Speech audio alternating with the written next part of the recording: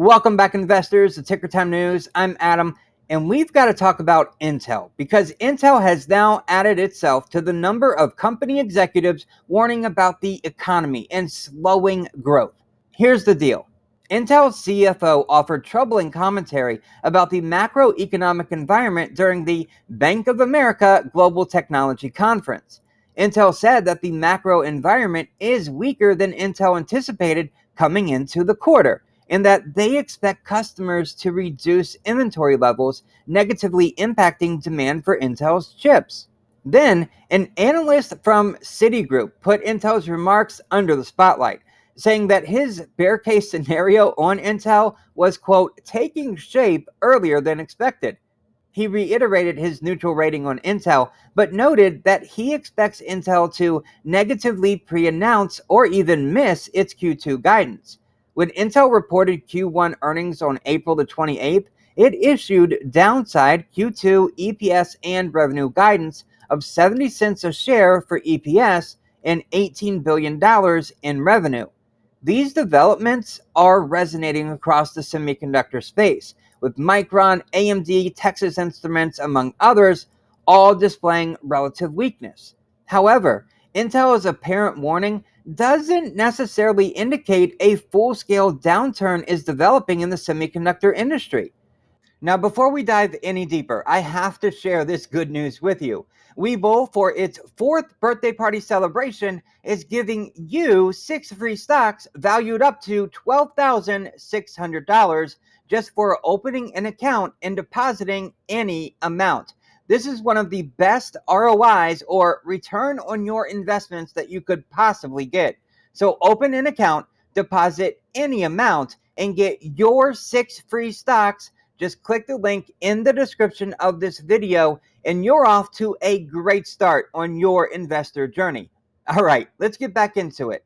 Remember that Intel's disappointing Q2 guidance was primarily related to weakness in its client computing group, which provides chips for PCs, notebooks, and laptops.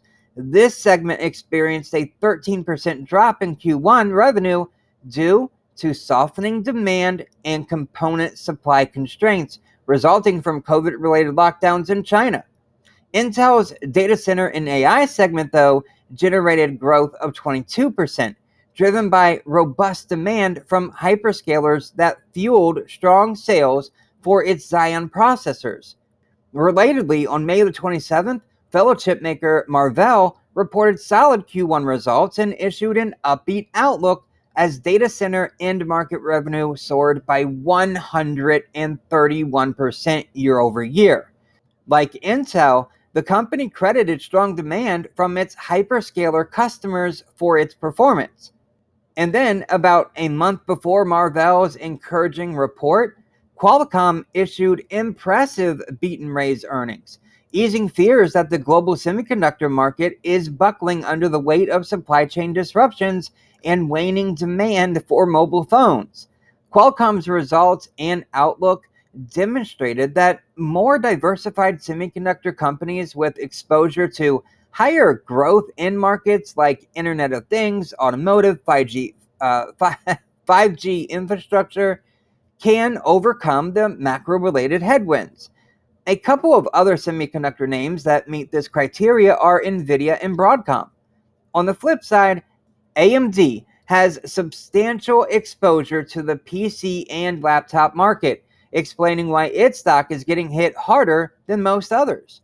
Intel's troubles are compounded by the fact that it's progressing through a major transition as it expands its manufacturing capacity in the US.